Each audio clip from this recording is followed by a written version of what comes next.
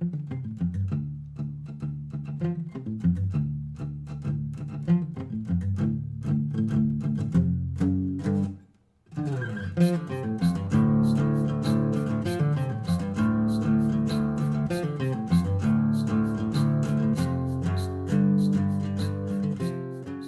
everyone, welcome to JoJo's World. Hello.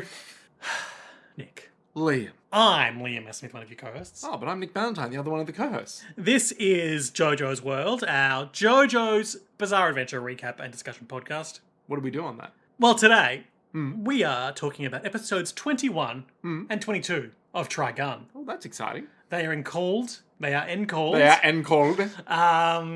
Alternatives is the second one. Alternative. Singular. Yeah, alternative is the second one, yes. And the first one is, of course, Falling Ship. Nope. Okay. It's Out of Time. Out of time. Because the ship is out of time. Much like a certain Doctor Who.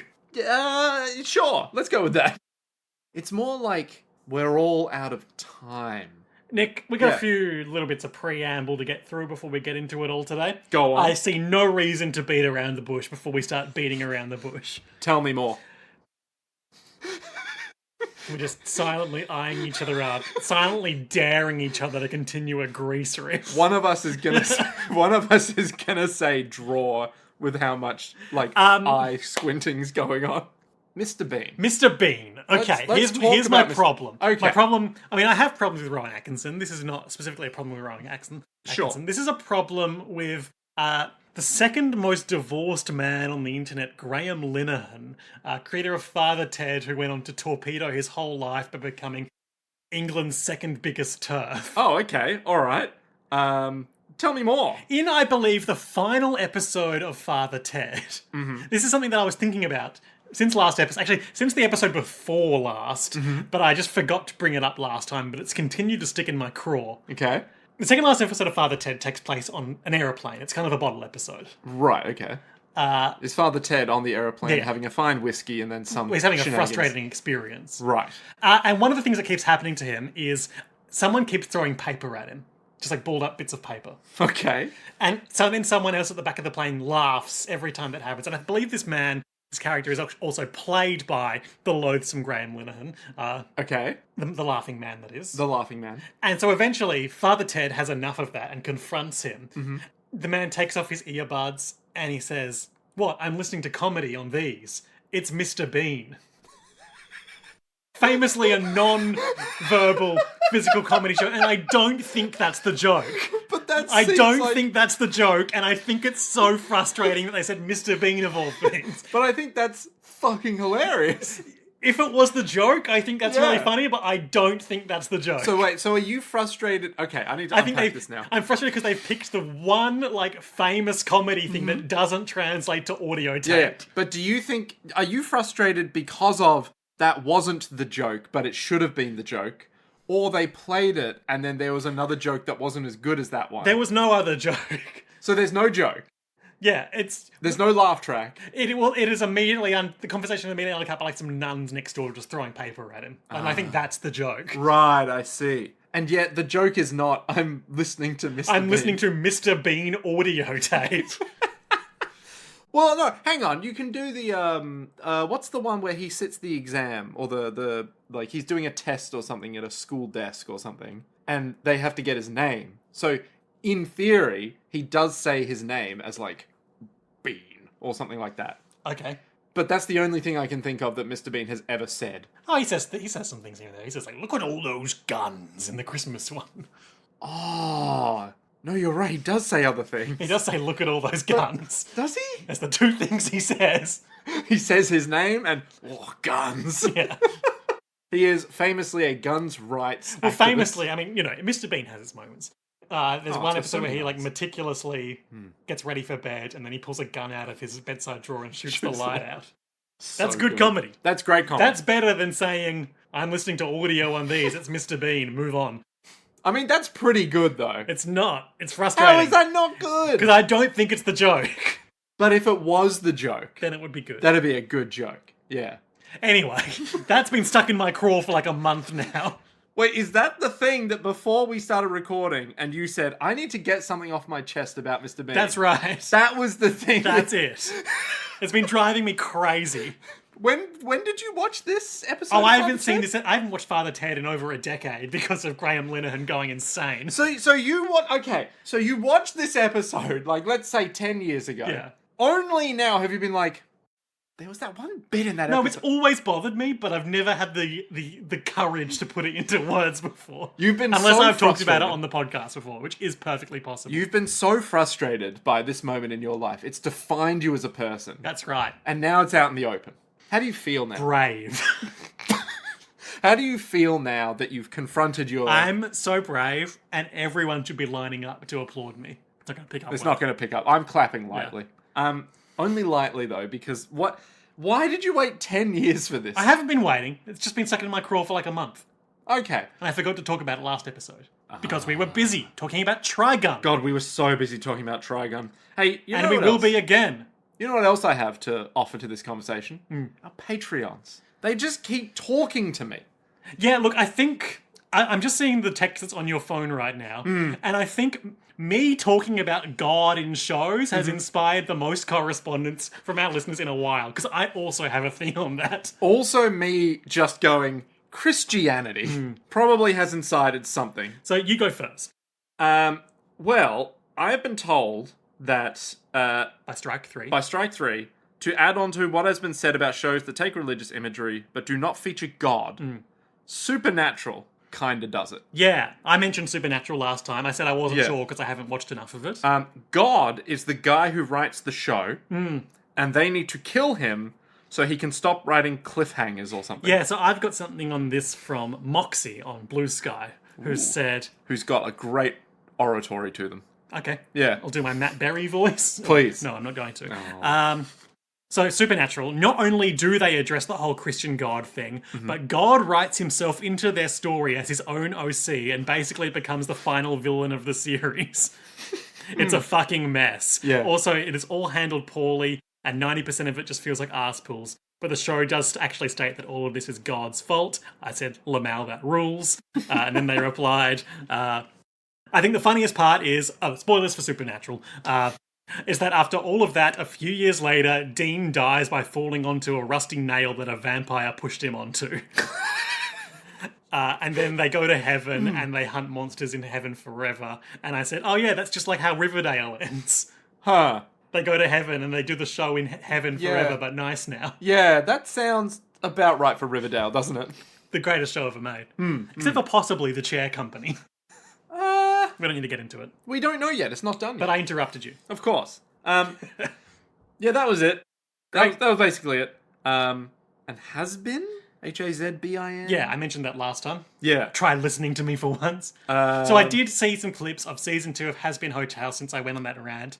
And they have more explicitly addressed potentially the existence of God in season 2 than they did in season 1. Right. But I stand by what I said, even if I'm technically incorrect now. I'll stand by what you said. I can't remember what you said, though. Okay, you don't even remember the conversation that prompted all this, do Absolutely you? not. Great, No. that's the podcaster's curse. Moving on. I just remember Christianity. Nick, Yes. post Trigun, I have some thoughts. I thought I would take the temperature from you on air. Okay. Hit me with it. Of course, I said maybe we should just do the big O last time. Yeah. That would be a fine enough Yeah. follow-up to Trigun, an answer to Trigun, if you will, because I think it aired in the same block in the US, and I think there is some parallels that would be interesting to explore. Wild Westy in a way. No. It's got vibes. It's got vibes, that's for sure. You know. I have some alternatives to put to you. You don't need to decide now. Okay. And in fact, we should decide together, probably off air. But So that we're not influenced by the listener, who obviously comes through the microphone. 3 other shows we could also consider. Go on. Until, of course, Steel Ball Run commences in 2026. Which I will consider. We could return to Legend of the Galactic Heroes. Oh, yes. Oh, yes. We could watch Golden Kamuy, because there'll be plenty of that to keep us going until Steel Ball Run. Yep, and arrives. a lot of bears, yeah. Or we could take a diversion and do a show that is new and popular, a rare treat for us. And do, I believe it's called Dandadan. I've already seen Dandadan, and we should absolutely do Dandadan. Okay, because, look, I fucking love Dandadan. I haven't watched a Dandadan because, I don't watch a lot of action anime outside the podcast these days. Yeah. But apart from that, the concept does seem like my kind of thing. I like modern supernatural stuff. I like conspiracy, urban legend stuff, which I believe that taps into. Yep. I didn't watch it because The first episode? I heard it's doing a lot of sexual assault as plot, which we know I've got issues with. Yeah, it's like, it's not fun when it comes up, but it's also like, it's not meant to be fun when it comes up, and you're like, oh, I feel weird about this. But it only happens twice in the whole anime so far. So I think I could get around that for the podcast. yeah, I think it's like, when it happens, it's obviously like, that's not good. That's not good. And you're like, yeah, that isn't good. Yeah. And then it gets on with being all like, hey, what's your name, by the way? It's, it's Ken. And it's like, and it's just, we love Dan to Dan. I'm sensing some enthusiasm for Dan to Dan. Oh, we love Dan to The Dan so much. X-Files anime. It is ridiculous in like, imagine like if you compressed JoJo's Bizarre Adventure zaniness, like 4 episodes of it into 1 episode, and that's every single episode. I don't like the way you're talking about JoJo's Bizarre Adventure. Imagine if it was a cohesive experience. Whoa. If JoJo's is like a complete brain fuck where your brain is going to melt because you're like, I love every moment of this, but also you forgot. No, he didn't. You forgot your own. No, plot he at didn't. one We've point. been over this. You just sort of forgot what was going on, didn't you, You're arrogant? driving me crazy, Nick. But yeah, I would be absolutely down for Dan. Okay, well, we'll consider that. Yeah, the Legend of Galactic Heroes is good, and we got to know what happens to little old Yang. To Kierkeis. Too soon, Liam. Too soon. R.I.P. He was the best of us. Siegfried Kierkeis. Beautiful red hair. I wonder what he's doing right now. And what he would do if he were right here, in this situation. Shot of Staring at the staring at the locket. Yep. Okay, Trigun. Trigun. Episodes 21, 22, Out of Time, alternative. Quick summary of the events of these episodes. In Out of Time, we pick up where we left off last time on the flying ship. 3 gung-ho guns are attacking. They are the Puppet Master, a guy with a sort of invincible shield gun contraption that he can jump around in, Yep, he'll never be contradicted. and a sort of invincible Terminator who turns out to be a robot man. Turns out to be very invincible. And Vash and Wolfwood split up and each fight one of the non-Puppet Master ones individually, defeating them, but the plant generators that keep the ship in the air are damaged and the plant crashes to Earth. And one of the puppets disguises itself as the girl who has a crush on Vash. Jessica. And tries to blow him away, but Brad, the guy who liked her from last episode, takes the shot. He dies. Wolfwood gets a rocket launcher and blows up the Puppet Master. They reunite with the girls. Yep. And then the party is all together. The Thomases have once again vanished in the second episode. Because now they have a car. The Thomases have fused together into a car, like we know they can. And they find little lamplight from Fallout New Vegas or 3, I don't remember which. Okay. A town full of children. Oh, Who yes. aren't allowed to go into the adjacent town full of adults because they don't like outsiders. Yep. And they all get attacked by big sandworms who it turns out are under control of one of the gung-ho guns who has disguised himself as one of the refugee children. And then Wolfwood kills him with his gun. Wolfwood blows a kid away. Straight up kills a child. Vash argues with him. Ideological conflict, end of episode. Yep. Yeah, Wolfwood straight up murders a child. Phenomenal. Yeah. Now, Liam, We'll get to that. where was the cat, though? Oh, fuck. In the first one, the cat was at the very end of the episode. After the girls had stopped clinging to a big post of wood, it was clinging with them. Yep, you're absolutely right. Yep. Do you know where else it was in that episode? In the subsequent shot, it was also standing next to them looking up at the ship coming down. Before that. No. It was in the control room with old man... The doctor. Yeah, who... He was like, the plant's coming down, and the cat was happily sitting next to him, next to his keyboard. Well, I didn't see that. Well, then it never happened. And what do you think about the next episode? Where was... In that episode, when a bunch of children were throwing detritus at our protagonists, the cat was one of the things they threw. Very good. Liam, very good. You're getting better at this. Just in time to finish the show. Well, the most important cat shot will come at the end when Vash kills... Oh, I was going to say, when Vash opens his door after it's all finished and the cat is there with a gun and it blows him away. Yeah, Vash Oh, it's you. Vash overcomes his character, murders an entire village of children, and then a cat is there going, well then, was it all worth it? And we all go, clap, as we stand on the precipice of nothingness. The cat's like, I was Rem all along.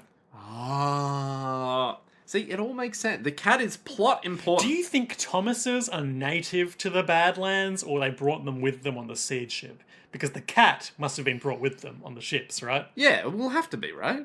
Cats in general. Yeah. I reckon it must be... The Thomases must be native. I can't think of a way that you would... Or why you would bring these big... It's a versatile beast of burden. But when you have a big ship with robots? Well, you might not always have robots when you are in a settlement environment. That's true. But I figure they must be native because they don't die when they reach the planet, so... Just like humans. It's that self-preservation. The need to survive of any species. But the cat, no fucking way. Cat must have come. That's all for Cat Watch this week. Next week might be harder. I've been playing the Nonary games. Okay, so these games The came Zero out... Escape series. These games came out so long ago. Like 15 years ago. Yeah, that's a long time. And like 10 years ago for the most recent. Yeah, but they are still...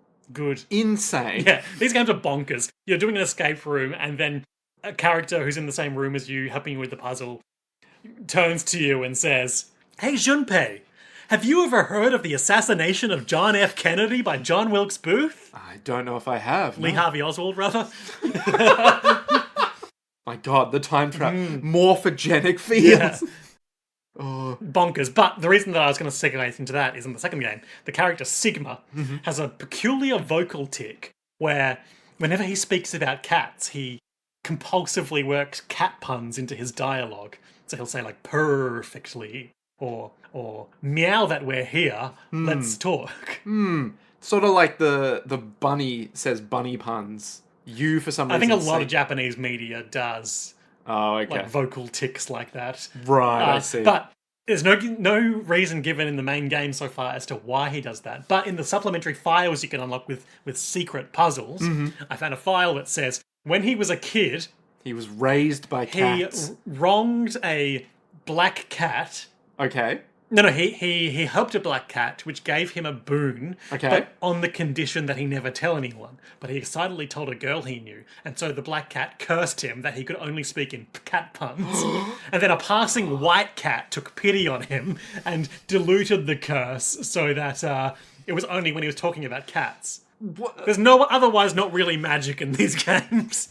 So this game, which is set in the far future and has hard reasoning behind almost everything that happens. Not really, but... Well, they're always like, oh, well, would you look at that? It's more of a sci-fi phenomenon game than a... Yeah. It's Telepathy? telepathy Yeah. and foresight rather than magic and curses. Yeah, but like everything is technology, I was about to say syringe washing. Evolution, morphogenic fields. Morphogenetic fields. But there's no 9/11. There's no 9/11? Trigun. Trigun. We open. It is the fresh, brisk morning, I think. I think it was the fresh, brisk morning in this episode. In Out of Time. It's the morning. On the ship. Okay. On the ship, it's morning. It's morning on the ship. How would you possibly know that? Because last episode it was about 10:30 in the morning. I think you are explicitly contradicted because kidnapped girl was explicitly making Vash a delicious supper to share with them. Oh my god, you're right. Ladies and gentlemen, I have to give up my podcasting ways. We open with a delicious shot of the Horn Freak. The Horn Freak lingering himself. in a doorway, playing his saxophone. In a big plant... room thing? Installation. Yeah. Legato and the Horn Freak are communing with their master, Knives Millions, who is in a...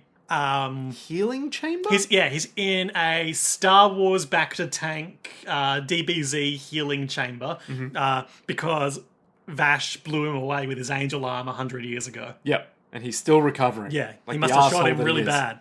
We don't get a proper look at him, but we can assume there's like probably limbs missing and... Yeah, we can guess he's shredded. Yeah.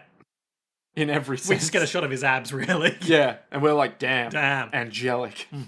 And then we spend the rest of the episode back on the ship. And Vash and Volfwood are blowing away Leonov the Puppet Master's many puppets who all look like that one white-haired cowboy for some reason. Yep. And they split up and search for clues. So there's multiple attacks happening on this big ship. That's right. There is a big, bald Eggman, Who's like... Gray the Nine Lives. He never talks, and he extends his fingers into machine guns. Yep. And later we will also see he just has many, many weapons inside of him. Yeah. And he's just moving through the ship, gunning down anyone in his way. And all the peaceful ship inhabitants are like, Sir, please, we're kindly folk. Please leave us in peace. Blam, blam, blam. And then he just kills these innocent people. Yep. And the other guy, I can't even begin to describe. He does not look human anymore. Imagine Voldo from Soul Calibur. Oh, he's in my brain right now. Scuttling around on all fours. Mm-hmm. And one of his arms is a big chain chomp. But without the teeth. It's like a conical shield. Yeah, it's like not a comical, but a conical. It's like a drill. Yeah, it's like a drill, but it's not a drill. But it's drill shaped. I would call it spinning top shaped, but it doesn't spin. Yeah. He does give it a name at one point. And his whole shtick, he calls it the Gotter. The Gotterev or something? Gotterer. Yeah, the Gotteria. Because I thought it was like Gotterdammerung, the Twilight of the Gods. Even though, because he was talking about some bullshit that reminded me of that. Yeah. But the link was never explicitly drawn. Yeah. He just has a big shield. Hoppered the Gauntlet. Hoppered. He sucks. I bring back the guy with the big orb that shot spikes, IMO. Oh, E.G. Mine? Yeah, E.G. Mine. Who doesn't even have a E.G. Mine the something. Yeah. He's just E.G. Mine. He's got too many gimmicks. We went over this. Exactly. I fucking love this guy. This guy rules. He's got a big shield, can't shoot it, and he spins. And somehow the shield also shoots bullets. Yeah. He's everything in one. What do you want? And he's always got one little crook leg sticking out from behind the shield, but Vash will never shoot it. Well, he can't shoot. He doesn't want to kill him, you know? If he were to shoot him, he'd bleed out to death. He can't be having that. He's fine to hit, like, some electrical cables or something and almost die, but he can't kill him. That'd be ridiculous. Anyway, Volfwood and Vash head their separate ways. They split up and search for clues. Yep. And by which I mean fight gung-ho guns. And they both are like, I'm the fourth gung-ho gun! Except, of course, Grey the Nine Lives doesn't talk, so Volfwood has to be like, you must be Grey the Nine Lives. Sucks for me to be fighting a guy with 9 extra lives. Well, how'd that feel?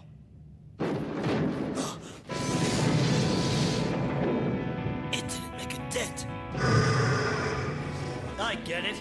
You must be Grey the Nine Lives. Can't exactly say I'm happy to meet you. I guess the rumor of the man with the 9 extra lives actually had some truth to it. Yeah, basically, Grey the Nine Lives is just invincible to bullets, I think is the easy way to put it. Yeah, because it turns out he's a robot, which Volfwood finds out because he uses the secret rocket launcher in the top compartment of his cross, and that blows away all the flesh. No. It's the acid that melts off the flesh. Excuse me. Please, Yeah. please explain. Well, so later on, skipping around a bit. Yeah, So this is all just a fight episode, really. We don't need to go through it beat by beat. Yeah. But basically, Volfwood, he's shooting at him, he shoots a rocket at him, he's fine, he's like, oh, that's weird. They fall through the floor, and then he shoots a pipe above their heads, and then some acid spills onto your boy Grey, and melts off his flesh. It all looks like delicious yellow piss. So then Volfwood's and like... Grey the Nine Lives is like, my urine therapy regime gives me 9 lives. Oh, the urine therapy. I hate it. So then Volfwood's all like, oh, this simplifies matters, and then shoots him with a second rocket, and that works. And that kills him. Yeah. Blows because up. the flesh is where the lives live. You see, it is through our flesh that protects us from the outside The flesh world. is the giver of life. As our Lord Jesus Christ once said. Yeah. This is my flesh and my body. Have a slice. Yum, yum, yum. And this is my blood. Take a delicious sip. Ah, blood pudding. Oh, great. That's delicious. Hey, can I have dessert? Yes, but you're not going to like where it comes from. Moving on. So, basically, while that's happening, Vash is dealing This is our with... most sacrilegious season of JoJo's World yet. Look, Liam, one word for you. Trigun. It rhymes with Christianity. It's like poetry, it rhymes. Exactly. And if it rhymes, it's real. Do we need to talk about Metroid Prime 4? No one needs to talk about Metroid Prime 4. Because they put this annoying guy in it. Oh, don't. And it reminds me of when they were making The Phantom Menace. Yeah. George Lucas is like, Jar Jar is key to all of this. If we get Jar Jar right... It's all gonna work. If we get Miles McKenzie right, Metroid Prime 4 is all gonna work. Just this little twerp who, like, follows Samus around in the preview footage being like, well, that just happened. But, like... They fly now? But why? Why did they do it? That's just what Metroid needed. I wouldn't be surprised if he's just there for, like, a short sequence and then, you know, maybe you encounter other less annoying characters in other sections of the game. Maybe. But it's a bold take for your, like, first significant piece of preview footage to put the most annoying man in space. Yeah, but I mean, even just having him at all is like, why? Why would you even do that? It certainly seems like a tonal departure. Yeah, and like, you don't need anyone to talk in that game. It can just be a dialogueless game, you know? No one needs to speak in a Metroid game. Yeah. Anyway, so Vash is upstairs. yeah, and there's like a hostage sequence where they've got, I don't know, some Got guy. Brad. No, Brad helps. Oh no, Brad helps. They got some random ship guy hostage. Yeah. Is this the room where Vash found a heap of corpses, or is that? No, that's down below. Okay. This random guy's like, I'm gonna die. And Please don't Vash kill blows me. away a heap of puppets, but one has the classic gun to the head, and Vash can't get a clean shot. He's got his new gun arm, which Has too much kickback. yeah, the first time he fires it, the knockback sends him flying into a wall like a cartoon character. Yeah. Good for him. We love a new arm. It's probably more versatile than his huge grenade launcher arm. It can shoot through the floor now. Yeah. What do we make of the Vash gun arm situation? I like it. What do you make of it? Well, I mean, it's What do you just make a- of it vis-a-vis having the angel arm as well? Well, I mean, it's kind of like, this is the man-made arm. Yeah. This is the god-made arm. Is this the Trigun? The three guns of Vash the Stampede? Well, I don't want to... Like, is that what the whole thing... like, we're getting near the end. We should know what the name of the show means. Well, okay. Well, I think what it is actually a reference, and this is not me being hyperbolic or bullshitty here. I think it's legitimately a reference, unwittingly, Holy Trinity. To the Holy Trinity, combined with he has the angel arm, the arm gun, and the normal gun, which is a reference to this is the gun of men. Like, the normal revolver is the gun of men. This is the gun of, like, slightly ascended angels. Which arm are you referring to? The inner arm of mechanical arm. Yeah. Which is, like, not really man-made, but it kind of is. It's like old technology. It's like slightly... Yeah, he's more- of mysterious origins. Exactly. Ultimately. And then this other one is like the angel arm. Yeah, I'm literally otherworldly. Like, this is the angelic form that I take, right? Oh, I see what you mean, yes. So it's like you kind of have the three sort of different vibes of Vash. So it is like The Witcher. Well, in The Witcher, he has three swords. No. One for men, one for monsters, and one for himself. Yeah, that's right. So he's like, we're missing the crucial third one. Right, there. Vash needs a fourth gun for himself. The quad gun. So, I don't know. I think that's the Trigun. Okay. It's the man who has three guns. And what would the Trinity refer to in this regard? What do you mean? You said, you think it's a reference to... Do you mean, like, there's no parallel in terms of the character mapping, or is it just... Is it just the fact that Christianity is involved? I think it's because Christianity is a big influence, but also it's not... I don't think he intentionally... Like, Yasuhiro Naito probably did not intentionally make Trigun going, yeah, I'm going to make it about Catholicism or Christianity. How or could he whatever. not have? Well, I mean, yeah. He probably just took all of this imagery and was like, yeah, I'm kind of digging this. Yeah, whatever. And then made this tale that was like, yeah. I would really like it for you to try and find some sort of source about this rather than just doing I know. It's baseless really, conjecture. But it's so hard. Like, there's no interviews with him that confirm that it's like, so you obviously took from Christianity. And he's like, actually going to answer it. He just doesn't, as far as I can tell, doesn't really do interviews where he talks about it. He just sort of makes more content about stuff. He just makes Blood Blockade Battlefield 4. We gotta get on that. It's so rad. Is it? Well, I mean, I hear it's rad. Okay. Or at least it looked rad from what I saw. So, yeah. Hell Salem's Lot. Yeah. Stephen King. The Dark Tower. 9/11. It's all coming back. But yeah, I don't know. I think it's probably... It must have obviously seeped in, and he kind of leaned into it a bit. Is he Catholic or anything? I think I've read Because apparently I was listening to I think it was, I referenced it last time, the Pat's Labour podcast. Yeah. I think they were talking about Evangelion and Ultraman in their most recent episode. Yeah. And about how at some point during the creation of Ultraman, the creator of Ultraman became incredibly Catholic. Right. And so there's a scene where Ultraman gets crucified in in homage to Catholicism. Interesting. A bold choice for Ultraman. I think Yasuhiro Naito is Catholic? I would like to see what you can dig up on Yasuhiro Yeah. Naito for me before we finish. Try. Yeah. The problem is there's fuck all on Yasuhiro Naito. That's like, oh, this is a good source. Well, I would like you to try. Oh, fine. I'm putting I'll this do to it. you now. All right. I'll go look for something. And then when I find it, I'll be like, Liam, I found it. You'll be like, no, wait for the pun. Yes. Long story short, there's one more shot to line up, but Vash can't get a clean bead. But then the door opens and Brad is down below, and he blasts away that puppet. Yay! Oh, I'm not about to trust you to do everything around this place. They quickly hook up. Oh. All that tension boils over. They quickly hook up, and then they get an alert from the doctor man or whatever that the reactor that is 6 floors beneath them is having a problem. Yep. So Vash takes his gun arm and shoots a circle in the floor around him. And I turned to Nick and I said, oh, this is some Wile E. Coyote shit. And true to this being some Wile E. Coyote shit, Vash then looks up and it's like, uh-oh, I think I just made a mistake. And then he falls 6 floors down. Couldn't be more blatant if he didn't hold up a sign that said, uh-oh. So good. One of the demons is heading for power room number 2. They're going to try to bring down the ship.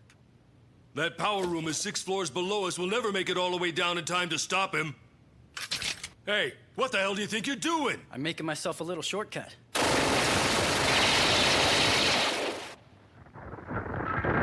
You know what? Now that I actually stopped to think about it, this is really kind of scary! That idiot. So he lands and he's like, that was really scary. Yeah. And who should be there but the freak with the shield? But there's a bunch of corpses in front of him too. Oh, you're right. There's a bunch of And he's corpses. like, my friends, I remember all your names. And he lists them. And it's like Val, Jones, Friedman, Fafrina, Gimbalaro. Symbiosis, Alan Wake, Alan Wake 2, Yeah. Alan Wake 3 TBD,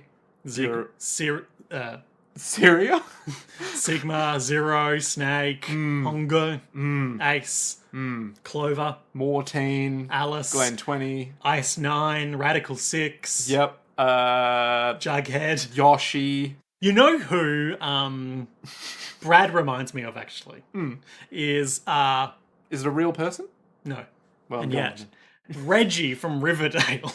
Reggie from River. Is he the Slash main guy? no, that's Archie. Oh. Reggie is kind of like the dark rival to Archie. In the Archie comics, he's like the rude frenemy who's like usually there to hang out, but sometimes he'll do mischievous activities that make them look bad. Right. He just sort of is there to be. He's a an prankster. asshole. He's a prankster. He's kind of a jerk. Okay. He's not explicitly an antagonist, but he'll get up to some. Is he like an agent of chaos Yeah. more so than a, hey, I'm going to fuck you up, Archie? Totally. Yeah, He's not okay. going to hit you with a pike, but he is going to like prank call you. Okay, all right. Anyway, Mischievous. at the end of the episode, Brad is like, to think that just yesterday I was only concerned with trying to get the girl I like to look at me. That's Reggie. That's Reggie? Yeah. Oh, baby. So then Reggie Riverdale, Jughead, Veronica, my friends, they're all dead. they're all gone forever. And then who should show up but our boy? Hoppard. The Gauntlet. Hoppard. Yeah, they say it strangely. Yeah, Hoppard the Gauntlet. Hopper, the Sheriff of Hawkins. Hi, my name's Red Dead Hopperdemption. That was the best I had. Don't make me laugh. What are you crying for? This only happened because you're here, remember? I am the third gung-ho gunner. Who part the gauntlet? Tell me why! Why did you have to kill them? Why would you even want to do something like that?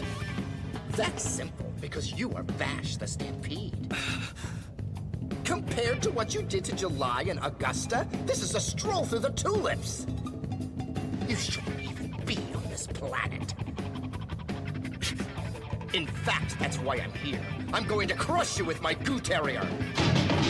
We talked about what this guy's deal is, and they fight, and he does a lot of leaping around and repositioning his invincible shield, so Vash can't shoot him, no matter how much he is surprisingly trying. He talks a lot about the word contradict comes from... In mythology, an unstoppable spear and an unstoppable shield couldn't get past each other. But see, Is doesn't this matter. some Trojan War bullshit? Or? I don't know. It just seemed to be like back in the day, someone would come at someone with a spear and a shield, they'd both break, creating a contradiction.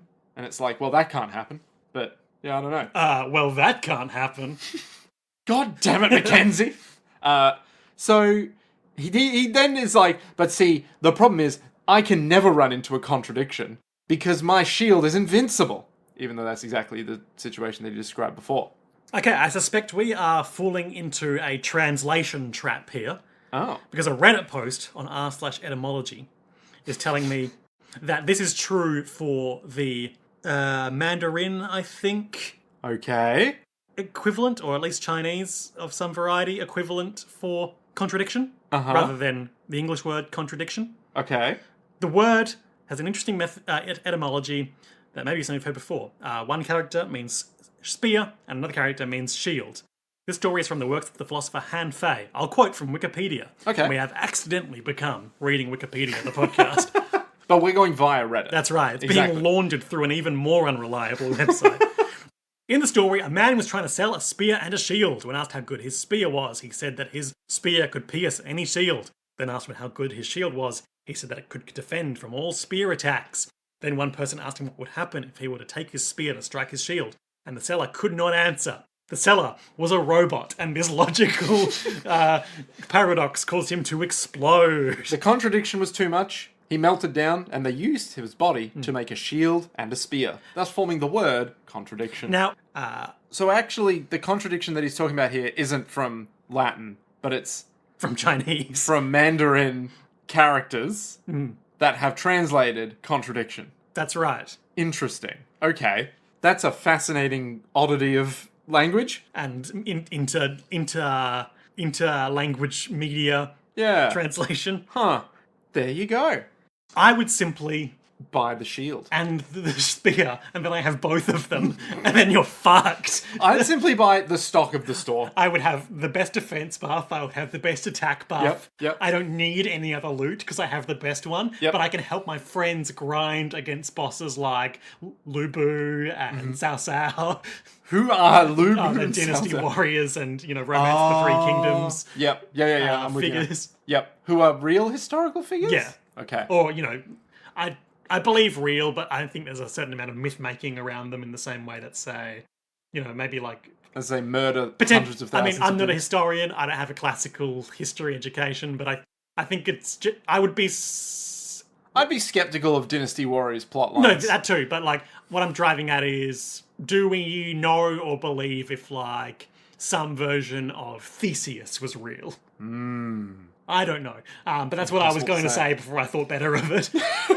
How do we know that the ship of Theseus even existed if we can't reconstruct it? There are discussions about whether or not there was a historical Jesus, for example. Yeah. Christianity. And shut up.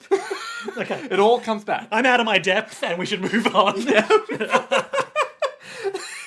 But anyway, this guy's talking a lot about contradictions. And he's like, my shield is invincible though. And we're like, But Vash's angel arm is even...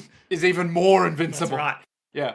Look, long story short, their fight spills into the reactor room.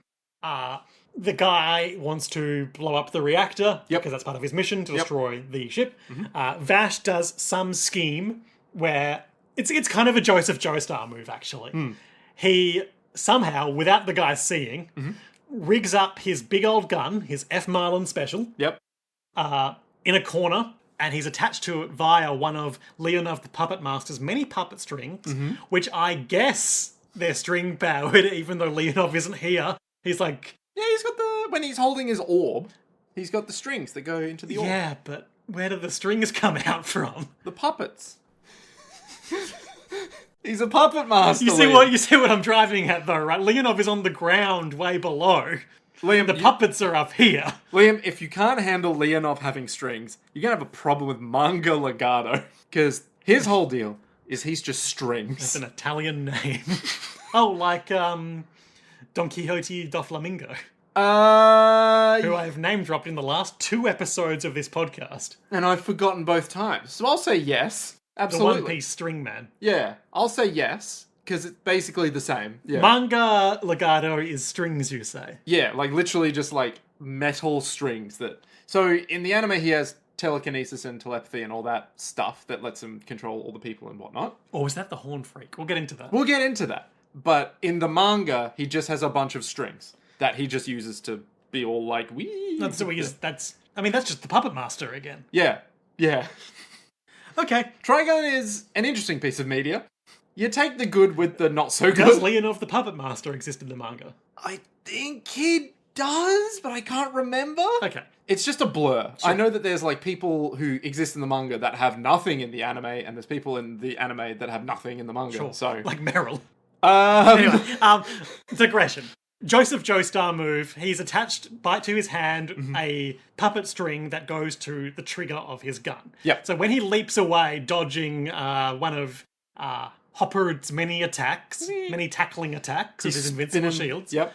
Once Hopper has moved past the gun's hiding space, exposing himself to a back shot, he pulls the string. The gun fires, shoots Hopper, sending him flying, not fatally injuring him, but sending him flying into an electrical transformer that electrocutes him. Vash does not double tap him. Brad arrives.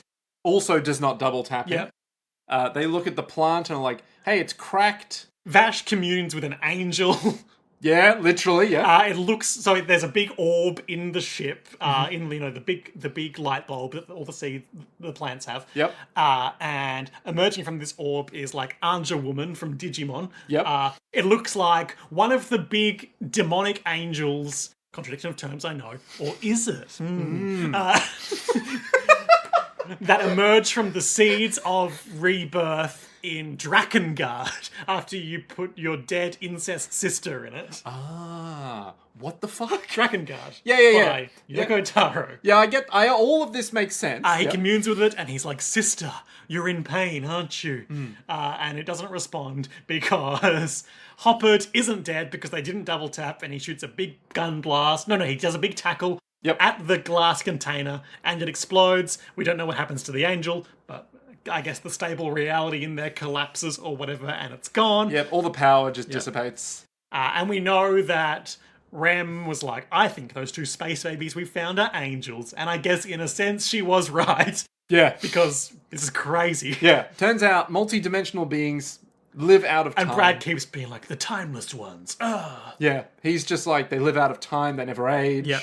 And that's Knives and Vash, baby. Yeah. So then they crash to the ground. Oh, and on the other side of the ship, Wolfwood is fighting Grey, the 9 Lives, blows him up with his rocket launcher, but his legs survive and they run into the plant. destroying that one. Yep. They shoot a rocket out from his legs. Yeah. Which is like, Sure, so dope. whatever. Yeah. Vash has the knife shoe, this guy's got the rocket launcher legs. Yep. There was a moment where the Doctor and a few other shipmen were on the computer monitors being like, he's stabilizing the plant, we're going to be okay. But then both plants are destroyed, the ship crashes. Oh no. Wolfwood finds the kidnapped girl whose name I don't remember. Jessica. Okay.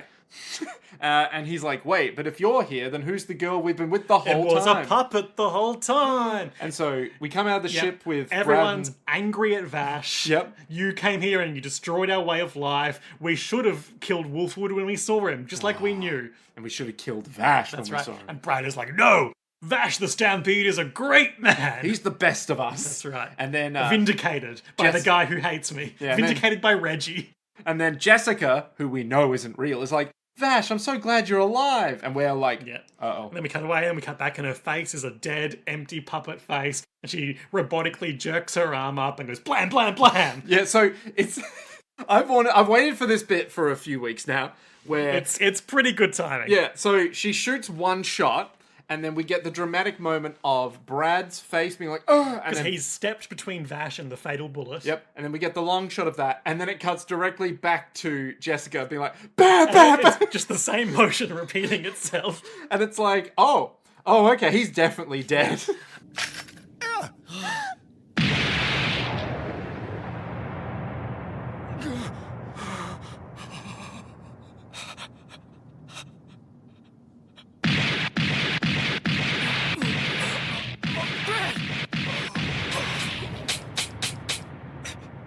Brad slowly bleeds out on the ground. Yep. And he's like looking at his hands held before his face, and it's like, wow, My hands used to be so small when I was a child, when I last saw Vash, but he looks exactly the same because he's an angel. He lives out of time. Yeah. Oh, and there was a moment where Wolfwood was like, damn, I knew that this was inevitable, but I didn't think I would be the one to cause it. Yep. Damn it.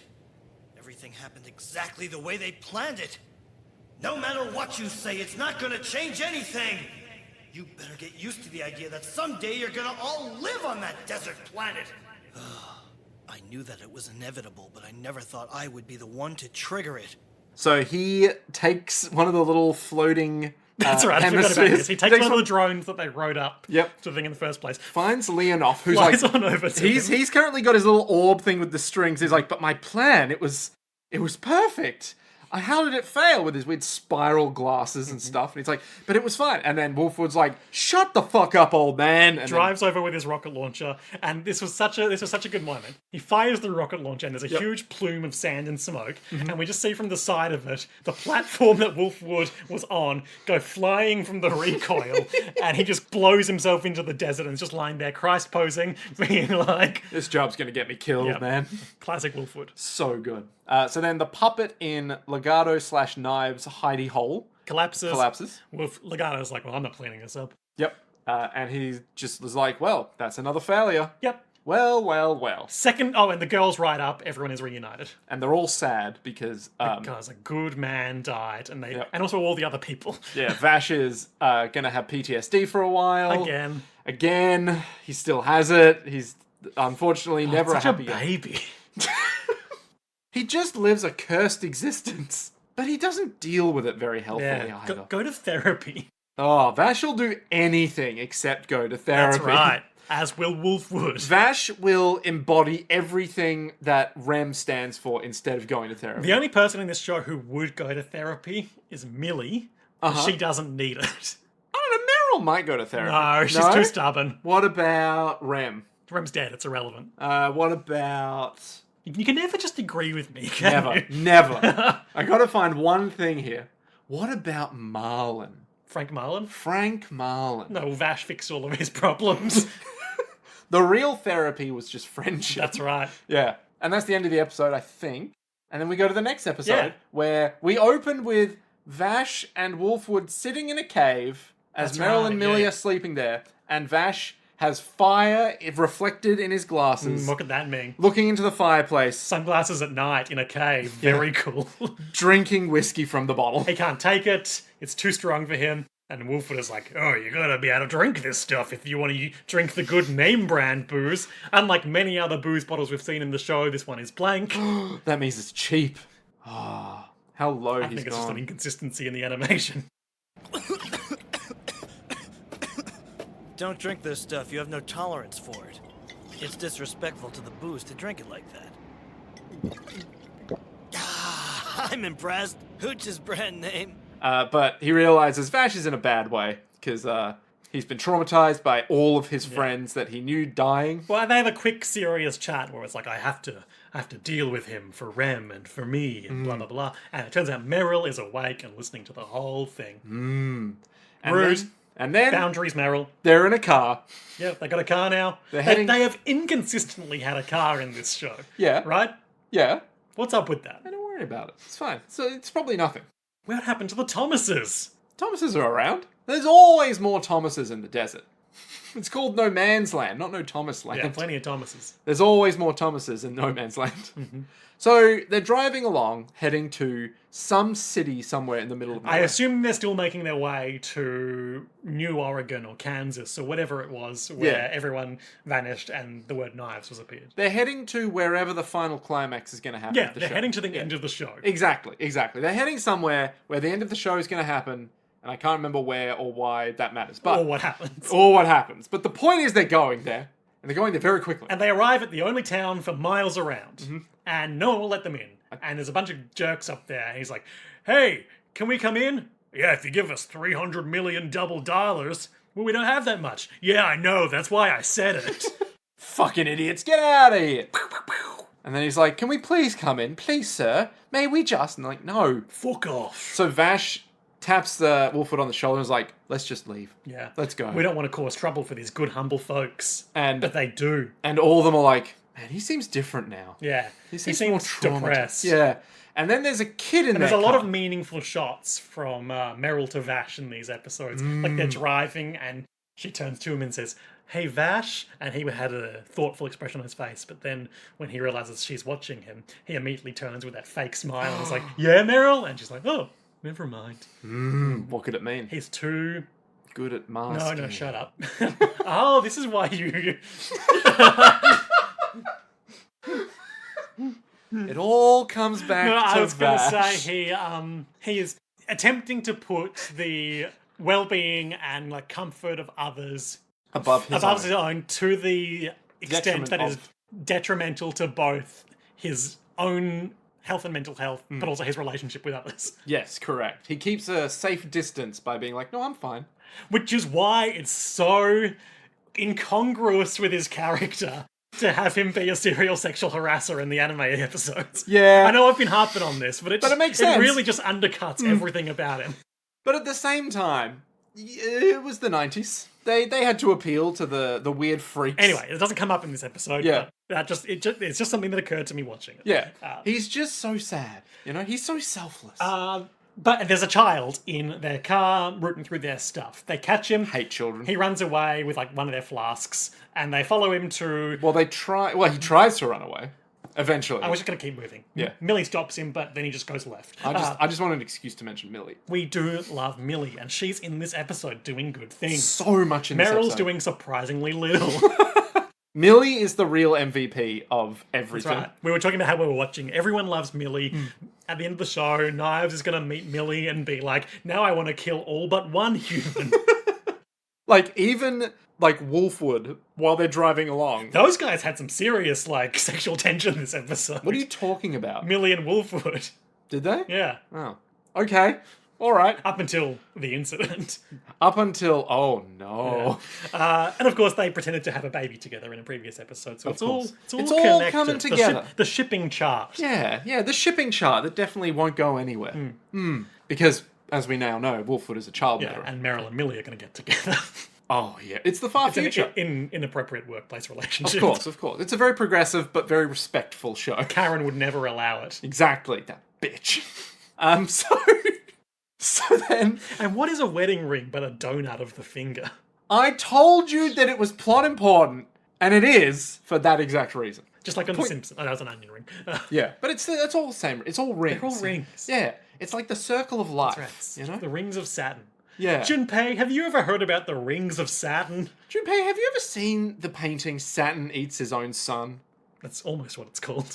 Saturn eating his son? So anyway, there's this kid, and he steals something from their car, and And they they run. chase him to a town of children in a cave. And we know that it's filled with children, because when they open the door, children start throwing all sorts of stuff at Just Wolfwood. throwing bric-a-brac, he's blocking it with his cross, and Yeah. he's like, hey, get out of here, go on, go, we don't want you here. And he's like, hey kids, watch out, I'm Wolfwood. I'm Nicholas D. Wolfwood, and I've got all these snacks. And yeah, then he grabs a big bag of food out of Meryl's hands, and it's like, we got this food for you.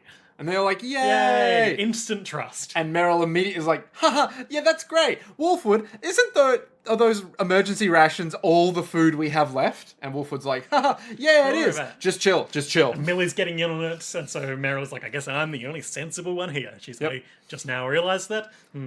Says a lot about you, Meryl. Yep. And then Vash and Wolfwood are chatting with But Lead. just after they stopped throwing all the bric-a-brac, it did cut to like the lead boy who was about to throw something else. And it was either like a piece of rebar with a chunk of concrete on the end, or like one of those German World War I stick grenades.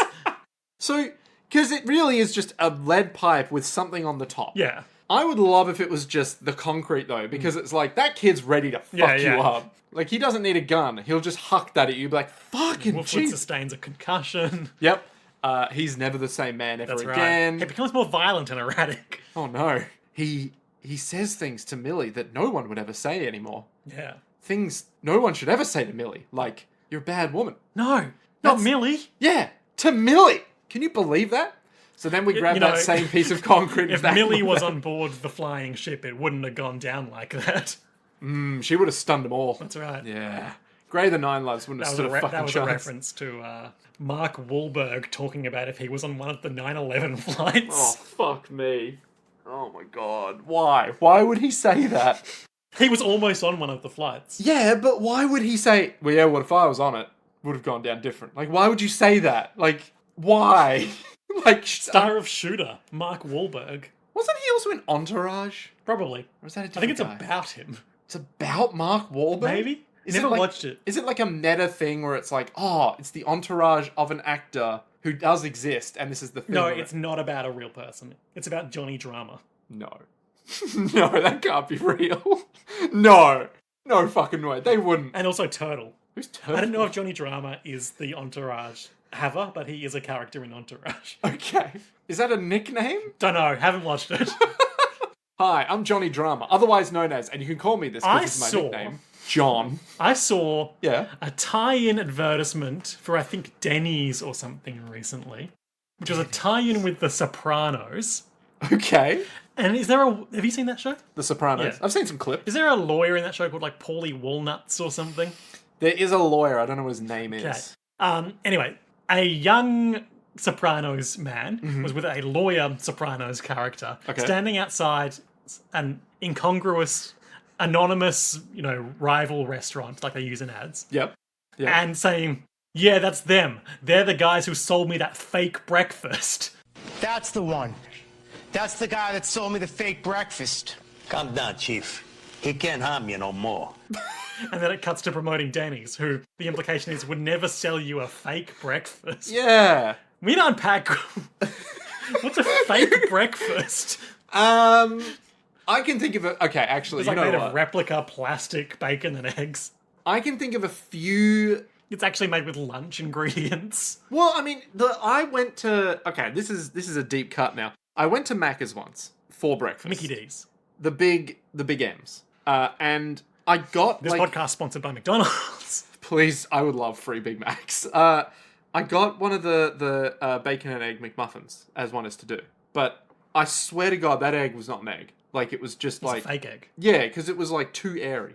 Don't give me that. No, it was too airy. It was like, it wasn't a real egg. It couldn't have been real. It wasn't a real egg. It was like, too it airy. didn't have egg to it, you know? And this was ages ago. It had low eggitude. Yeah, I wanted something that was mean and eggy, but it was just sort of like sawdusty and airy. And I was like, what the fuck is this? And he never went back. Yeah, we can say that. We'll say that, sure. I did try it again, but, it wasn't much better. It was a bit better, though. But, like, that felt like a fake breakfast to me. I was like, this is like cardboard. You know? The lead boy exposits Lead pipe boy. that all these orphans have ended up here because all their parents went missing. And we get a flashback sequence where it was one night in his town, which was, some towns over, and all the parents seem to get hypnotized or something like that. And they stand up and walk out of town, Pied Piper style. They look like zombies as they walk out. And I was turning to Nick the whole time and saying, horn freak! They're getting horn freaked! And then, in literally the next scene, the town that they just went to that blocked them off, late in the darkness of night? Yeah, sure, we'll say that. In the dark of night, who should be at the gate? But the horn freak. But the horn freak! I don't remember his first name, but he's just the horn freak to me. It's not important. You don't need to look it up. I'm pretty sure it's Mid-Valley? Doesn't matter. He horn freaks a couple of guys so they shoot each other. Yeah. Or does Legato do... It feels like there's a lot of crossover in powers in these senior gung-ho guns between Leonov, both versions of Legato, and the horn freak. So, I'm gonna be straight with you. I don't remember the difference between Legato and the horn freak, because I could have sworn They should be the same guy. it was like, we know that Legato has telepathy, so he can make people do stuff. Yep. But I also swear that Horn Freak had telepathy that could make people do stuff. But something tells me that he doesn't, and that it's just... But I can't remember. One of it, there could be... And again, this is again, too much crossover between them and the Puppet Master. Because with some of the stuff we've seen, presumably Legato doing, is like puppeting someone's body against their conscious will. Like, when Vash desperately didn't want to do the Angel Arm, or when all those anonymous bandits didn't want to shoot themselves in the head. versus what we see happening to these adults in this town, which is going into sort of trance-like state and walking around. It's the Pied Piper. Mind control versus body control Yeah. stuff. Which does seem to be like the puppet master thing, even though he's only doing it to his specific puppets. Yep. There's just a lot of conceptual overlap here. It's something to do with free will. Maybe so. Yeah. Anyway, I'm sure free will won't come up again. But, like, what I mean to say is, like, we don't really have clear parameters about who's doing what, but there does seem to be some difference. yeah. Some shit's going down. So the Horn freaks those people out Into there. shooting each other. Yep. So the next day, they've had a nice night with all the kids. They've given them a delicious anime broth, and they help them get to sleep. The first, like, night of safe sleep they've had in who knows how long, so all the kids are sleeping soundly, except for the boy who was rooting through their car, and he's talking to himself in his sleep like, "Mummy, Daddy, no." And Meryl lies down with him, inappropriate contact. And then the next morning, guys from the town across the way come over and start shooting. Yep. And they're all like, "Get the fuck out here. We know what you did." Everyone's like, "Get away from the windows, watch out, get the kids away from the windows." Everyone get away from the window! No, why are they shooting at us? I said get away from the window! Everyone all right here? Vash is like, "I'm going to go reason with these And guys." Wolfwood's like, "There's no reasoning with them. You've just got to shoot them, Vash the Stampede." So Vash walks out and Wolfwood hides behind Wolfwood Vash. reluctantly follows. They both got their hands up. Vash is like, just walking over, there's like, "Hey, we didn't actually do anything. Like, you can chill." He tries to talk them down. I'll drop a clip in here, but he's trying to de-escalate, but it does escalate. They start hitting them with the butts of their guns. Hi, we're not exactly sure what we did to upset you fellas. We meant no harm. Would you mind filling us in a little bit? You're just pretending to be nice to these kids for camouflage, you piece of trash. I don't buy you crap for a minute. I'm really sorry, but I have no idea what you're talking about. Don't play dumb with us, Spiky Boy. You and your pals are the only outsiders anywhere near town. Wait, this is a false alarm. You didn't do anything! This is all some kind of terrible mistake! Oh, yeah. You're a real Mr. Nice Guy, aren't you? Jeffrey was killed and he was my best friend! And they do not chill. They absolutely wreck them. They're gonna shoot them, but then dune sandworms attack everyone. Yes! Let's do it! Of course, this is what happens. Yeah, it's a desert planet. You had to have a sandworm. So the sandworms start fucking some shit up. So they're like, "There's bedrock everywhere. Why are there worms here? It makes no sense." And the plan is for Wolfwood and Vash to lead the worms away from the kids so everyone else can run to the town with Meryl and Millie. But the worms are already in the town. Somehow. Yeah. No one knows why. There's just a bunch of sequences of them dodging worms. Wolfwood is annoyed that Vash won't let him shoot the worms even. Because he's like, "You can't kill them!" I guess the narrative purpose of this is to split up Vash and Wolfwood. But basically, one kid, like, pisses his pants. In fear, yeah. As would we all. At just the moment where I had to pause the episode to desperately get up and go to the bathroom too. What does that mean? Let us know in the comments. Morphogenetic fields. The information about needing to go to the bathroom was absorbed by me. 20-something years ago, someone made this anime, and they were thinking it through your experience. I was just thinking about the Titanic. And do you think the people on the Titanic needed the toilet during the Titanic? Well, it was really cold in the water, so yes, absolutely. Anyway. So Millie chases Piss Boy. That's his name forever now.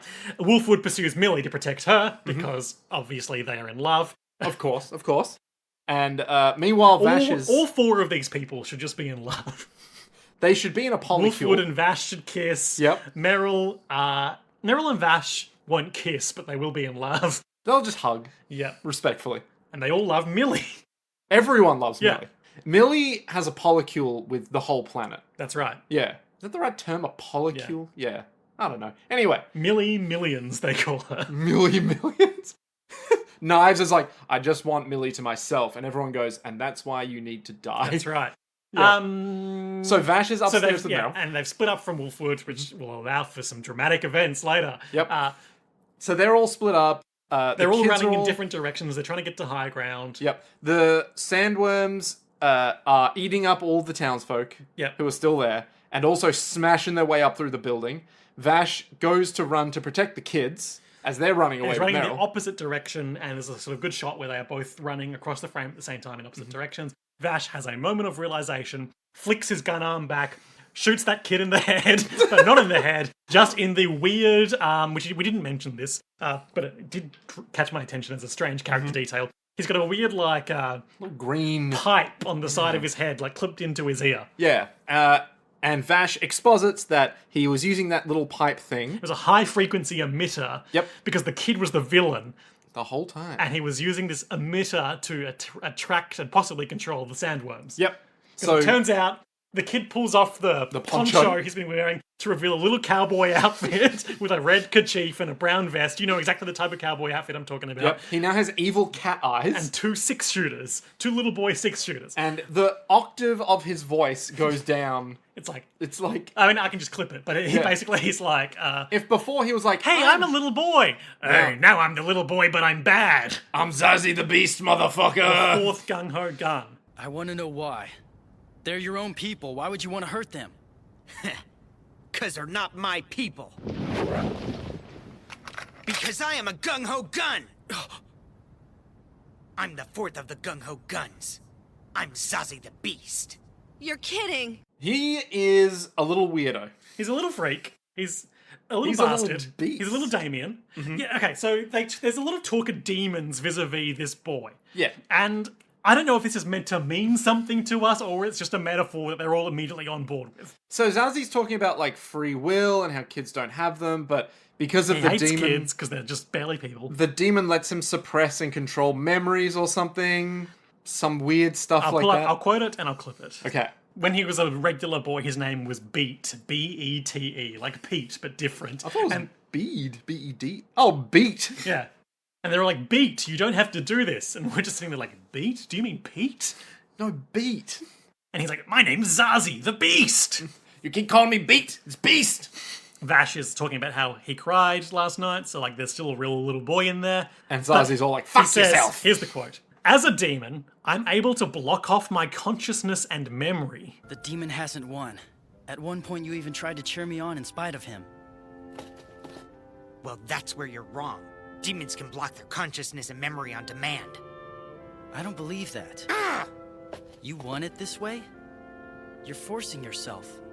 Goody two-shoes, idiot! You don't know who I am! That's fine. Believe whatever you want. You could just die thinking your pleasant little thoughts. Stop this beat right now. And Vash doesn't believe him, but like, so this is like a secondary personality that lies dormant in the real boy until he has to do evil shit? Is that what we got to take away? Potentially. It's not really clear to me. Yeah, I don't know either. It might just be like the maybe it's something like the I'm Gung-Ho secretly the Guns. Joker, or is Zazie the Beast like a body hopping? No. Don't worry about that. He definitely isn't a body hopper. Maybe it's like the Gung-Ho Guns have been indoctrinated or something, and they can switch it on. Could or be. off. Yeah, that's.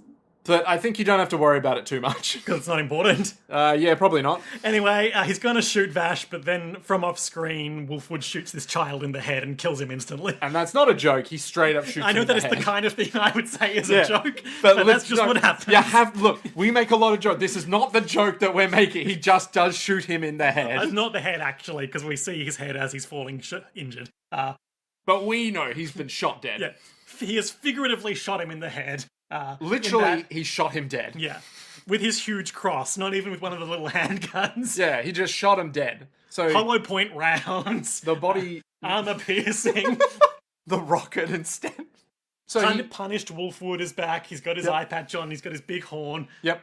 Vash walks over to him very upset. The most upset we've ever seen. And he's like, hey, Volfwood, did you just shoot a fucking kid right in front of all of us and the viewers at home? Why, Volfwood?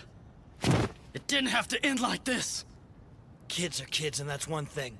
This was no kid. He was nothing but a damn demon. And if I hadn't shot him, that would have been you lying there. But you're wrong. He wasn't going to shoot me. I saved your ass yet one more time, and you come after me with your childish bullshit? And Volfwood's like, he was gonna shoot you. You have to do it my again, way. Kids are kids, but he was a demon. And like, what is this demon stuff we're talking about? I don't know. I think maybe... It's come out of nowhere. Yeah. So... Is it figurative? Or literal? I don't get it. No one needs to get it. So Vash is just I like... need to. I have to understand. Now you know how I feel. So Vash is just like, you didn't need to do it. And Volfwood's like, I did need to do it. And it's almost like they embody two conflicting philosophical philosophies. And it's like you can't. But it's like he's not quite what Knives Millions Exactly. is. He's like kind of a sort of third thing. Sort of not a gun. The different point of a thing. triangle. Yeah, he's a bad man, but he's not an evil. No, this is man. interesting. Like, we should dig into this a little bit. Okay. Because obviously since the flashback episode, we've been talking about the philosophies of Knives and Vash. Yeah. And we've obviously been talking about the differences between Vash and Volfwood since they've been introduced as two obviously parallel characters. Yeah. And this is obviously the most explicit character conflict between their two ideologies. And Volfwood has this more sort of pragmatic approach to being a wandering desert. Yep. It's like sometimes man with no name, gunslinger. Yeah, he's like, sometimes you just have to murder the kid. Yeah. Whereas Vash is like, no, you never have to murder. Yeah, and full stop. Even though in most circumstances their goals as like overarching characters are in alignment, this is where they diverge, because Vash will never make that sacrifice, whereas Volfwood will see the moment where you've got to say enough's enough, I need to shoot that kid in the head. Yep. So this has been bubbling in the last couple of episodes with Volfwood insisting that the skyship people can't live that way forever, and they need to come to terms with the harsh world down below. Yep, and constantly being like, we can't kill the sandworms, like we can't shoot them, like what the fuck? So I feel like it's done a good job in even if it's only been in the last 4 episodes or so, sowing the seeds for this. Yep. Even before that, like in the duel episode, when Vash is like, don't kill anyone, he's like, oh, come on. It's like all of this has just been happening so far. In the Eric's episode as well, when they were doing their big hero walk, again, it was like, you mean I really can't kill these guys either? He's like, nope, no can do. And enough of it was enough for Volfwood eventually, and... And you could see Vash's life is in danger from a kid with 2 6-shooters. And he had one pointed like directly into Meryl's head as well. Yep, and he is not letting Meryl die, right? Yep. Like, that's it. Because that would upset Millie. Exactly. And if Millie was upset, Volfwood could not go on. But now Millie is upset because everyone's staring at Volfwood, and Millie is like, and like pointed shot of Millie, the most innocent of them all, silently condemning Volfwood. So it's good stuff. All of them are shocked. Volfwood, a church man, has shot a child. Yeah, and reminder, he is a priest. And there's been a lot of we kind of glossed over a lot of the dialogue in the previous episode, but there's been a lot of talk of like the minister in black who will do horrible things from the gung ho guns in the last couple of episodes. And now we thought we were seeing what that all refers to. But there's another huge swerve in like the final shot of this episode that we'll get to in a sec, which is another secret second Volfwood has hit the tower. God, I'm just... You have no idea how... Okay, I need to explain something after this because you will not remember it. But... Volfwood swings his huge cross at Vash, looks at him sadly, and is like, this is the world we live in. Yep. I have to make these choices. There's no alternative. What alternative do I have? Alternative, name of the episode. Yep. What alternative do I have in this Trigun? This crazy world of me, you, and knives, And, Vash says, look, we're all just looking for a place where we can live our lives in peace. Yep. And Volfwood, I guess, is no longer welcome in that kingdom of heaven. What other alternative do I have if we're going to survive? Oh.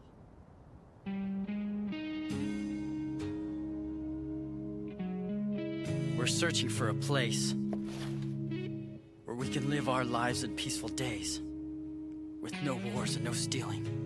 A place that isn't run by fear. A place where people can live and actually trust other human beings. I don't want to hear it. I don't need to hear your idealistic dreams right now. Pretty much, yeah. If Vash is like, hey, we're going to go to heaven, Volfwood is like, how about you get left behind, buddy? And then he walks away. Yeah, and the ideological rift has become too significant. I'm sure, at least until next episode when he's abruptly back, just like all the other times he's left. That would never happen, surely. So then Millie looks on, sad. But then wide shot of the huge town smoking, and there is another unmistakable priest in black with another huge Volfwood cross staring at the whole scene in the distance. And we're like, what the fuck? This is the chapel that everyone's talking about, I guess, but like, come on. Liam, Swerve. Liam, what if I told you? And he's holding an apple in his hand. And that's obviously symbolism. Even though the fruit of knowledge was never an apple. We all understand it to be. Liam, what if I told you you've already seen this guy before? Who could it be? Who could it be? You remember, I made it quite explicit on a given episode that we saw a guy's feet. The backwards man? Not the backwards man. Okay. But you were on exactly the right episode. Oh, Do you remember? Not really. Because I don't think this is ever really pointed out at any point. This guy has shown up before. He is atop a building watching... It would be really good if it was the backwards man, though, wouldn't it? And we were all like, oh, he's out of the show now. I wasn't just backwards. I was Chapel the Gale. Oh my god. Yeah, he was watching from afar, basically. That's right. That rings a vague bell. Yeah. Phenomenal. But I need to ask you... Will it go anywhere satisfying? I doubt it. No, that's not the question I was going to ask. I was going to ask you about your highlights and lowlights for these two episodes. Oh, you're taking over running of the show. Yeah. Oh, my power. I feel it depleting. My highlight has got to be Volfwood killing that kid. Just what a phenomenal swerve. I did not see that coming. You didn't think we were going there? Just Trigun is a show with a certain lightness of tone to most of it. Okay. I would not expect that to have been, I think, the first show we've done on JoJo as well, where someone has just domed a kid. Unironically domed a kid. Yeah. Like, we've had other JoJo's villains that are kids. Yeah, baby stand. Yeah, exactly. But we're like, oh, sure, they're kids, whatever. Yeah. This has just been, no, the full gravity of that was a child. Yeah. And you murdered them in cold And blood. they even go out of their way to say, even with all this going on, you're still just a normal child underneath it all. Yeah. Awesome. Yeah, that kid's dead. Good. He had it coming. Yeah. Volfwood did nothing wrong.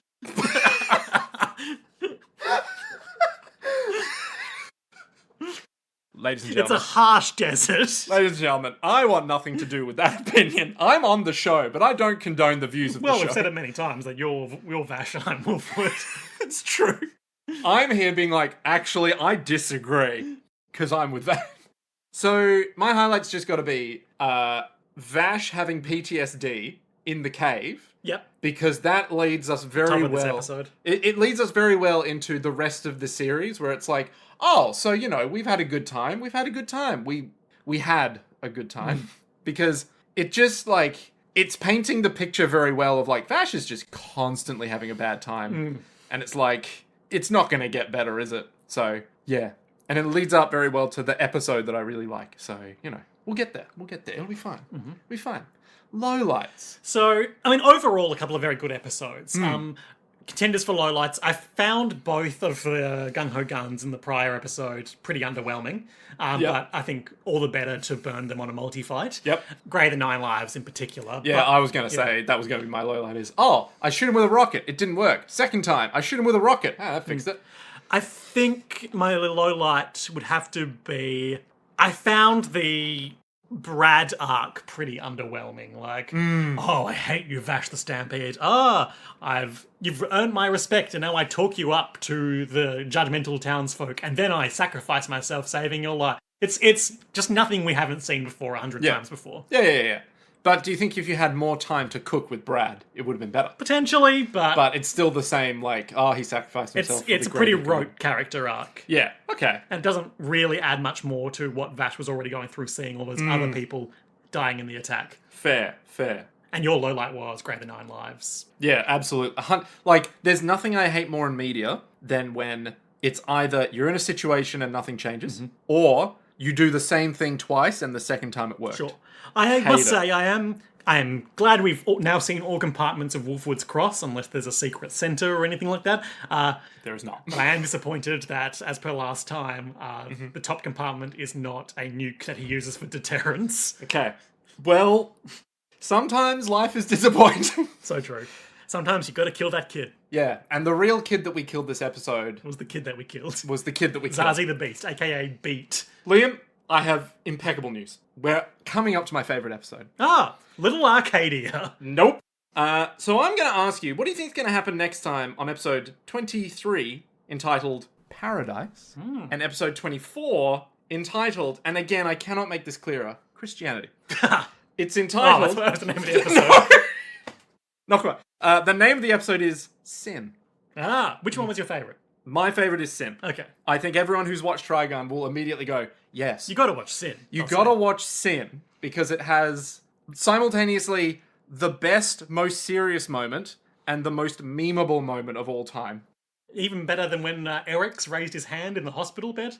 I mean, that's good because it's lighthearted already. But this one's funny Okay. because if you take it out of context and give it a funny title, it's hilarious. Oh, this is one of those classic undercutting Vash being cool moments. Yes. What the folks at the Range Touch podcasts call the deflationary move, Yes. which they love to do with Vash the Stampede. Yep. Paradise. Paradise. It kind of figures into Paradise, actually. I was thinking while we were watching the first one of these episodes with regard to the ship dwellers having to transition to living in the harsh world below, I think that it was really effective to do Little Arcadia before that as a way to demonstrate that, like, this is one of the few verdant, habitable patches of land on the planet, and we now understand the full magnitude of what they are now subject to. Yep. It's very cool. Yeah, Paradise. Well, I mean, it's gotta be this Volfwood and unnamed priest situation, So right? I'm going to ask you a very important question. Who do you think this motherfucker is? I think he's Chapel someone. Okay. Why do you think he's Chapel? Because that name has come up 2 or 3 times now. Okay. And there's been a lot of talk of the minister in black who wields a big cross. Uh-huh. And my conjecture at the moment is that in a sort of inverse of Vash the Stampede, the reputation, versus the Vash we know and love, Yep. there's a lot of talk about this big mysterious priest whose reputation Volfwood is profiting off, when in fact he's just another guy who happens to have the same device. Interesting. Okay, so you think it's like a flip side Vash. Yeah. Which is kind of what Volfwood is in the show. So Yeah. But you think he himself is the guy that they have been referencing the whole time? No, I think the other guy is the guy they've been referencing the whole time. Yeah, the The guy Gung Ho who was Guns have been watching. talking up this Watcher, conflating him with Volfwood. Right. So do you think that Volfwood is the Gung Ho Gun, or do you think the other guy's the Gung Ho The other guy. Okay. If indeed he's a Gung Ho Gun, because he's only ever been referenced adjacent to them, not explicitly as one of them so far. Interesting. Okay. But I am reminded that in one of the confrontations in this episode, or maybe the previous one, someone went to explicitly refer to Volfwood as Chapel, and he was like, "Don't say it," and then maybe fired his gun or something. So there's obviously some relationship there, which, maybe it is Volfwood. So maybe that's directly contradicting what I'm saying, but I'm grasping at straws here. Yeah. Maybe it's his father, or maybe he's stolen his identity Western style. Also, just to jog your memory, these are his Nick feet. is showing me the big feet. This is the feet from the Big, quick draw. delicious feet. If you remember this. This is when Volfwood's like, well, you gotta let me win now, don't you? And he's watching from afar, and then he just sort of leaves. And I'm just meant to know that. Well, do you not remember? How do you know that's him? Because I was reading the wiki and went, oh shit, that's him. Okay. So I would not have expected you to remember that at all. However, we have seen this guy before. So he has been around, is the other thing to keep in mind. And he's been around in a place where Volfwood was. We don't necessarily know that Volfwood knows he was there, but it's plausible. Correct. So you reckon... I mean, obviously they have some relationship. It's too... I'm Nick's giving me me eyes. eyebrows. I'm giving you eyes. This is me just throwing you off the trail. The cross is too specific a thing for it to be a coincidence.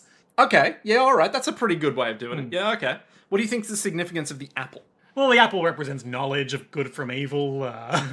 Moral purity. No. Oh, no. Okay. And what do you think is going to happen in the next episode?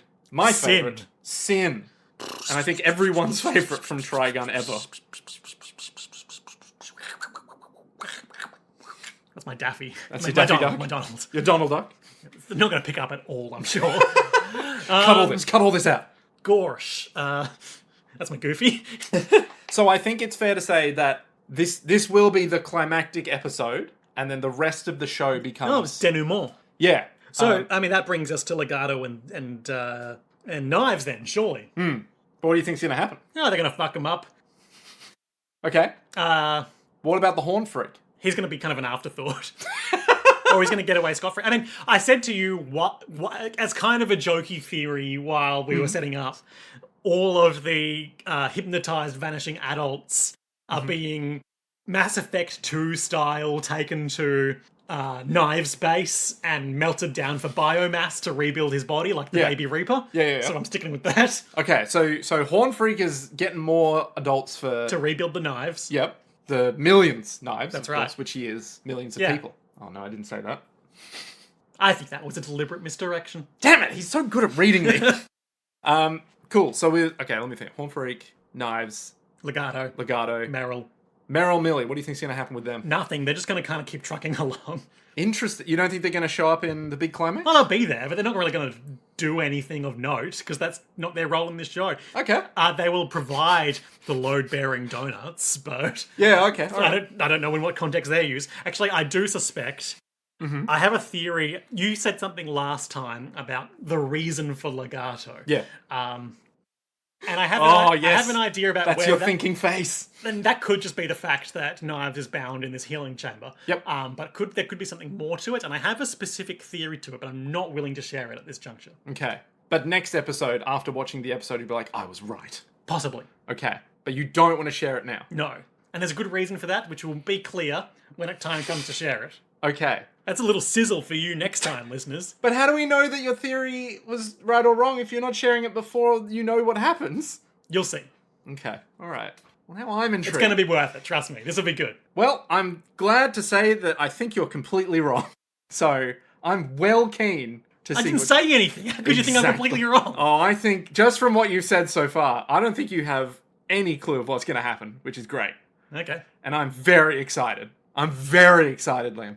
Well, we'll find out all that and more next time on JoJo's World. But until then, To be be continued. continued.